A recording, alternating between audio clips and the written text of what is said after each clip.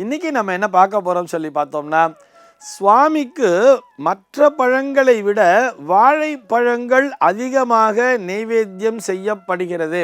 இதற்கான காரணம் என்ன அப்படிங்கிறத தான் பார்க்க போறோம். நம்ம ஒரு பிராக்டிக்கல் ரீசன் அப்படின்னு சொல்லி பார்த்தோம்னா, இந்த வாழைப்பழங்கள் என்பது எல்லா காலத்திலுமே எளிதாக நமக்கு கிடைக்கக்கூடிய ஒரு பழமாகவே பார்க்கப்படுகிறது. நம்ம முக்கணிகள் எடுத்துட்டா கூட மாம்பழமாகட்டும் அல்லது பலாப்பழமாகட்டும், இது அத்தனையுமே ஒரு சீசனில் மட்டும்தான் கிடைக்கும். ஆனால் இந்த மூன்றாவது கனியாகிய இந்த வாழை என்பது எல்லா சீசன்லேயுமே கிடைக்கும், அதுவும் எளிதாக கிடைக்கும், எல்லா இடங்களிலுமே கிடைக்கும். நம்முடைய பாரத தேசம் முழுக்கவே அனைத்து இடங்களிலும் பெரும்பாலான இடங்களிலும் கிடைக்கக்கூடிய ஒரே பழம், அதுவும் எல்லா நேரங்களிலும் கிடைக்கக்கூடிய ஒரே பழம் எதுன்னு சொல்லி பார்த்தோம்னா அது இந்த வாழைப்பழம்தான்.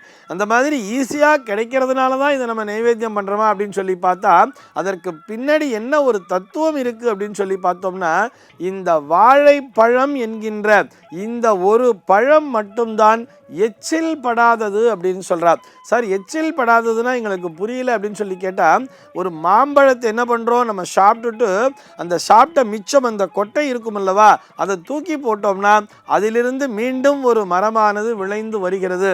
அதாவது நம்ம சாப்பிட்டுட்டு எடுத்து போட்ட அந்த எச்சில் படுத்தி அந்த கொட்டையிலிருந்து மற்றொரு மரமானது வளர்கிறது அல்லவா, அதுபோல இந்த வாழை மரத்திலே நிச்சயமாக வளராது. ஏன்னா வாழைப்பழத்தில் நமக்கு இந்த கொட்டை அப்படிங்கிற ஒரு விஷயமே கிடையாது. வாழை மரம் என்ன பண்ணும், ஒரு கொலை தள்ளும் பொழுது தனக்கு கீழாகவே மற்றொரு அந்த கண்ணையும் வளர்த்துருக்கும் அல்லவா. ஒரு வாழை மரம் கொலை தள்ள போடுறதுன்னு பார்த்தோம்னா அதுக்கு கீழே சுற்றி கண்கள் வந்திருக்கும். அதனால்தான் வாழையடி வாழையாக வாழ வேண்டும்னு சொல்லி நம்ம வீட்டு திருமணங்கள் மற்றும் விசேஷங்கள் அத்தனையும் வாசலில் என்ன பண்ணுறோன்னு கேட்டால் குலையுடன் கூடிய ஒரு வாழை மரத்தை கொண்டு வந்து கட்டுறோமே. அதற்கான காரணம் இதுதான். அந்த வம்சமானது வாழையடி வாழையாக தொடர்ந்து தழைத்து இருக்க வேண்டும் அப்படிங்கிறதுக்காகத்தான். இப்போ அப்படியே யோசிச்சு பாருங்களேன், அந்த வாழை மரம் குலை தள்ளுகிறது, அதில் நல்ல ஒரு பெரிய கொலைங்கிறது வந்தாச்சு.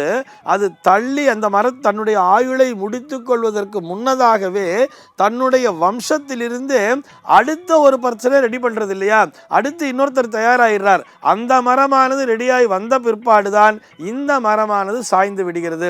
இது குலை தள்ளி சாஞ்சிடுறது. இன்னொரு மரம்ங்கிறது அதற்கு கீழிருந்தே வந்து விடுகிறது அல்லவா. தொடர்ந்து வம்ச ரீதியாகவே அவர்கள் வம்சாவளியாக தொடர்ந்து அவர்கள் இந்த உலகத்திற்கு சேவை செய்து கொண்டே இருக்கிறார்கள். இறைவனுக்கே தங்களை அர்ப்பணித்து கொண்டே இருக்கிறார்கள். அப்படி அர்ப்பணிப்பு உணர்வோடு செயல்படுவதால் தான் இந்த வாழைப்பழமானது மற்ற பழங்களை விட நெய்வேத்தியத்திற்கு மிகவும் முக்கியத்துவம் பெறுகிறது. இதில் நிறைய பேருக்கு சந்தேகம் இருக்கும். அதாவது வாழைப்பழத்தை உரிச்சு நெய்வேத்தியம் பண்ணணும். இன்னும் ஒரு சில பேர் பார்த்தோம்னா வாழைப்பழம் நெய்வேத்தியம் பண்ணும்பொழுது அதை கிள்ளுவா, அதை கிள்ளிட்டு அப்படியே நெய்வேத்தியம் பண்ணுறேங்கிற மாதிரிலாம் பண்ணுவா. அப்படிலாம் பண்ணணுங்கிற அவசியமே இல்லை. வாழைப்பழத்தை உரித்து வைத்துத்தான் நெய்வேத்தியம் செய்ய வேண்டும் என்கின்ற ஒரு ரூலே கிடையாது. சார், நெய்வேத்தியம் ஒரு சாப்பிட்றதுக்கு தானே வைக்கிறோம், நம்ம வாழைப்பழத்தை முழுசாக சாப்பிட்ருவோமா, தோலோடு நம்மளால் சாப்பிட முடியுமா அப்படிங்கிற மாதிரிலாம் நம்ம விதண்டாவாதம் பேசவே கூடாது. நெய்வேத்தியம் பண்ணுறோம்னா என்ன தெரியுமா அர்த்தம், இறைவனிடத்திலே காண்பிக்கிறோம். இதனை காண்பித்து நாம் அதனை இறைவனுடைய அருட்பிரசாதமாக உட்கொள்ளப் போகிறோம் அப்படிங்கிறது தான் அதற்கான அர்த்தம். இந்த நேரத்தில் எனக்கு அந்த வாழைப்பழ காமெடி அப்படிங்கிற ஒரு விஷயம் நினைவிற்கு வருகிறது. நம்ம அனைவருக்குமே அந்த திரைப்படத்தை பார்த்துருப்போம். அந்த வாழைப்பழம் இருக்கும், அதில் அந்த ஒரு நடிகர் கேட்பார் இன்னொரு நடிகரை பார்த்து, ஒன்று இந்தா இருக்கு, இன்னொன்று எங்கே அப்படின்னு கேட்கும்பொழுது இன்னொன்று தாங்க இது அப்படின்னு சொல்லுவார் தெரியுமா. இந்த இடத்திலே நான் மிகப்பெரிய ஒரு தத்துவத்தை பார்க்கிறேன். அதாவது அவர் வேற எந்த பழத்தையுமே யூஸ் பண்ணல, வாழைப்பழத்தை தானே சொன்னார். ஏன் ஒரு மாம்பழத்தை கொண்டு வந்து இங்கே சொல்லியிருக்கலாம், இல்லை 2 பலாச்சொலையை காமிச்சிருக்கலாம், இல்லை ஒரு ஆப்பிள் பழத்தை காமிச்சிருக்கலாம், ஆரஞ்சு பழத்தை காமிச்சிருக்கலாம். அது எல்லாவற்றையும் விட வாழைப்பழத்தை கொண்டு வந்து வைத்து, அதாவது இறைவனுக்கு அர்ப்பணிக்கின்ற அந்த வாழைப்பழத்தை கொண்டு வந்து வைத்து, ஒன்று இந்தா இருக்கு, இன்னொன்று எங்கேன்னு கேட்கும்பொழுது ஒரு இன்னொன்று தாங்க இது அப்படின்னு சொல்கிறார் இல்லையா.